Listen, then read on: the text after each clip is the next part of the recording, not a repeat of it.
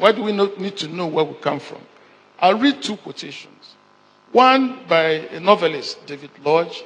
He says that history is the verdict of those who were not there on those who were there. You get the point? How do we know? So we make our best effort at all times to figure out what happened 10,000 years ago and so on. Another quotation says, all histories are, in a sense, visits to foreign places. We cannot actually go there. So you talk about places that you cannot go to. But still, by endeavoring, we get to know more and get to learn more. And again, why history?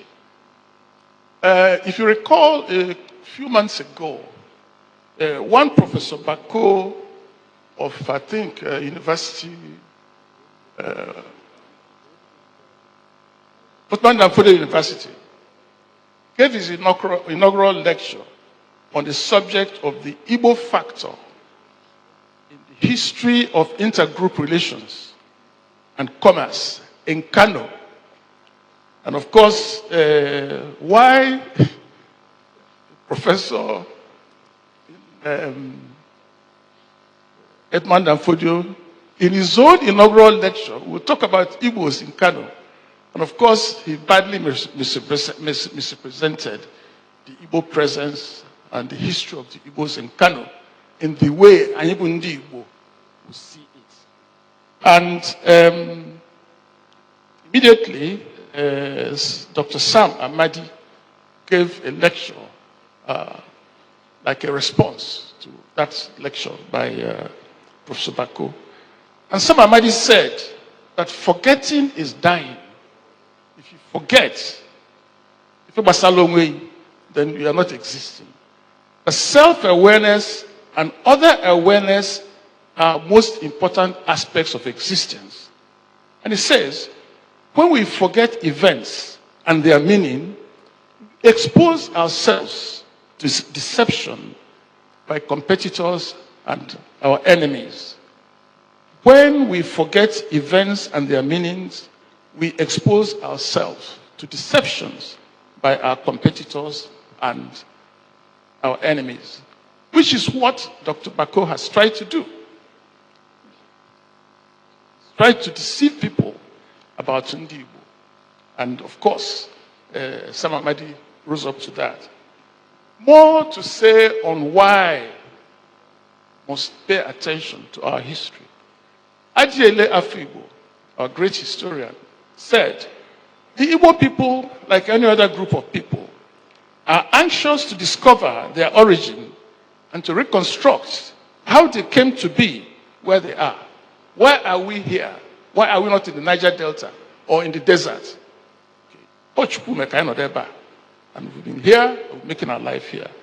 Their experiences under colonialism and since Nigeria's independence have emphasized for them the reality of their group identity they want to anchor into authentic history. So the war has made us realize, or should make us realize, who we are and to value it and hold it very dear. Finally, one more quote, or it's not a quote actually, but it's a narrative. During the war, Second World War, Sir Winston Churchill was the Prime Minister of Britain. And he kept saying to the British people on his radio broadcast every evening that the most important reason why Britain must defeat Germany in the Second World War is that it is the winner who lives to write the history. And Britain and America wrote the history of the Second World War. Germany was the bad guy. Of where? Okay. But Germany fought back. Not by writing history, but with technology. So today, the German economy is far bigger and stronger than the British economy. Why we must open our eyes. Colonialism. The colonial people wrote the history of colonialism in Nigeria. And even those things they wrote, we used it to do our exams, our school certificate exams, and so on. Thankfully, there's a new book, it's out for about 3 years now, by Max Suleom. And the title is What Britain Did to Nigeria, the History of Conquest and Rule. It's a counter-history to the colonial history, using the same sources that the colonial people used, from the crown agents, from the colonial office, and digging out information that were hiding there. Iguanya, you feel the damage that Britain did to Nigeria, particularly Igbo. They took over the north, controlled it, and the west, but they couldn't figure out Igbo. Asaba, Ekumeku, na Nyoma, they couldn't figure it out. Arochukwu, they couldn't figure it out. So they wrote our history, which we have to respond to. That book is very useful if anybody can get it and read it. And nearer home, the Civil War. Who is writing the history of the Civil War? Orondiozo. Right? Who are the rebels and so on. So, if you don't fight for yourself, your enemies will write your own history the way it suits them, which is very, very important, which is the very reason why the repository, the Igbo repository, becomes very important. Not only UNICEF, because there are other institutions where such efforts are being made. And we have to all work together and stand tall. And what we're going to talk about today will show you what Igbos were compared to Ndiozo. So, the origin of Igbo. There are three broad hypotheses. Okay? The Vice Chancellor mentioned one of them already, the autochthony hypothesis, which says that Chukwu Kalundi Igbo, where we are today, now either Eri or whatever name we call it, Chukwu Zidatalia, I became the father of Ndi Igbo, where we are today. Yorubas have their own equivalent, that's Nudu was in weather, but we know where Oduduwa came from, and they know where Oduduwa came from. I will address a bit of that today. So that is one theory about the origin of Ndi Igbo. And the antiquity of Ndi Igbo we tend to support that theory in some way. The second hypothesis is the internal migration hypothesis that says that Ndi Igbo were at some stage, that is thousands of years ago, at the confluence of the Niger and the Benue around Lokoja.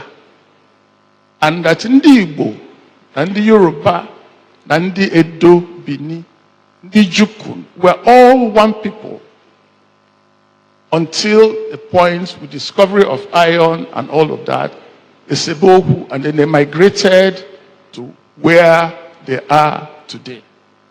As a second theory. And people like Richard Henderson, people like Okonkwo, proposed that theory.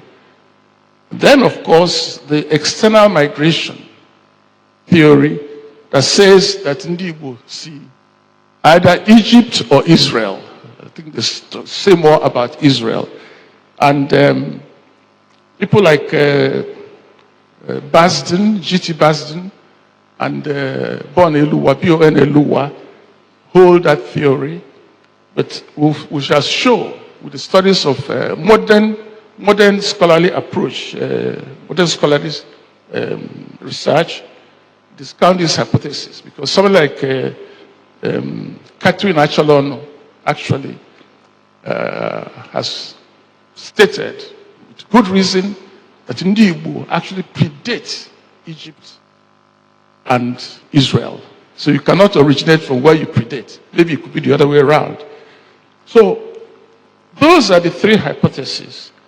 Now, whatever the hypothesis one believes in, one thing is very clear. The antiquity of Ndi Igbo, established. Now, pottery earthen pottery from around 3000 BC. 3000 BC have been excavated at Nsukka in 1970. Earthen pottery. That iron smelting at Nsukka and Afikpo existed, that is, smelted iron had been excavated with carbon testing to be as old as 750 years BC and 2000 years BC. OP 750 and Ledger 2000 BC. And of course, we now know about the Igbo bronze and artifacts which were excavated in our present generation, which date as far back as to the 9th and 10th century AD. Ife is 12th and 13th century, and Bini is 14th century. So the Igbo artifacts are older than Ife and Bini. So that's why I said earlier on, Nsukka and Afikpo were probably at the beginning of the Iron Age. At the beginning of the Iron Age, from the Stone Age to Iron Age, which is why Nnamdi Azikiwe went back to the foundation of iron technology and set up a university there.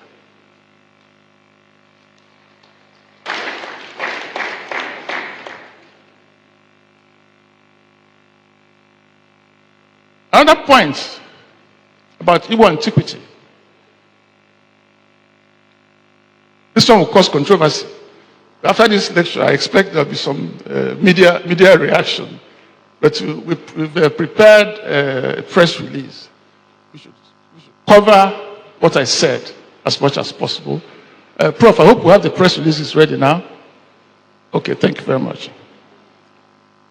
In recent times, the Oni of Ife has made statements that Ndi Igbo came from Ile-Ife. He's made that statement several times. Ndi Igbo Jefrano, I know no bofu, no abai kuliswep. But he didn't say when Ndi Igbo got to Ile-Ife before they left, when the Yorubas left, arrived in Ile-Ife.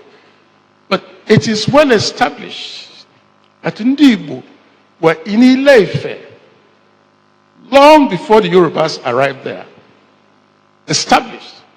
And the authorities that I'm quoting are more Yoruba than anybody else. Ndi Igbo were there and dominated Ile-Ife. Okay.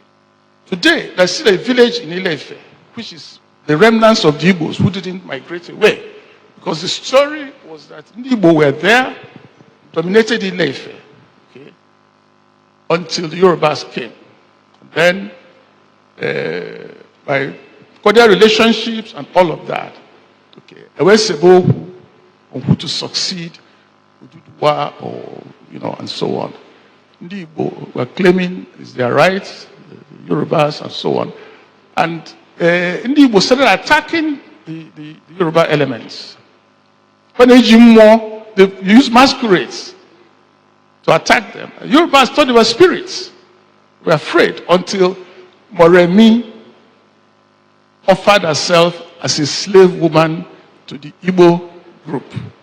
And they presented her to the king of Ndi Igbo. That's how she found the secret. Now more Abro spirit, and gave the story back to their people. And they defeated Ndi Igbo. Then migration coming back. That is the significance of Moremi in Yoruba history. That's why they call her their heroine, because she saved them and then dominated the whole place. Today, in Ile-Odua, which is the palace of the Oni of Ife, the ancient throne of the Igbo king is still there. And it's part of their ceremonies. And they have an annual ceremony which they call the AD ceremony, which marks the defeat of Ndi Igbo and their return home. It's an annual ceremony. There's a scholarly article on that. I'm not talking about them. These are all references that I'm quoting. And of course, Reverend Samuel Johnson, The History of Yoruba People, it's a big volume. Eluwa, Igbo. Aremu, Ijesakin, and Ademiluya are Yorubas. They wrote this scholarly article on the annual festival. Professor Ade Obayemi, who is one of the top Yoruba historians, and of course, Oba himself. In the disputes between Oni of Ife and Ulubo of Ubo land, Ife people claim that Moremi is their heroine. Olubo said she's a traitor, that she was one who revealed the secret that led them to get away, and that Ubo were in Ile-Ife before the Yorubas arrived. Oni said, no, Igbo, IGPO, were there before Yorubas arrived, before Oduduwa arrived. In public, in print, in the newspapers. So what is the difference between Ubo and Igbo? That's for another discussion, another time. But Ndi Ubo, which is in Okitipupa in Ondo State, are probably part of that Igbo movement that left Ile-Ife. Kana Agazi, Ndi Hegolo, they stay on their own and so on and so forth. So to summarize on the Igbo history, before we go into Onitsha, it's clear that according to Katin Acholonu, that Ndi Igbo had existed as far back as 11,000 years BC. And that was 7,000 years before the first king of Egypt, who was a black man. So you can figure out where he came from. Secondly, we've talked about Nsukka and Afikpo, and they support the autochthony hypothesis. Then, of course, the internal migration suggests that Igbo, Yoruba, Edo, Jukun, and so on and so forth had an ancestral connection before they broke away. And if they did, why don't you go back and reestablish that connection? Because in Nigeria today, only open and natural 1 year. So we have to rediscover our connections and build a platform to address our own challenges and so on.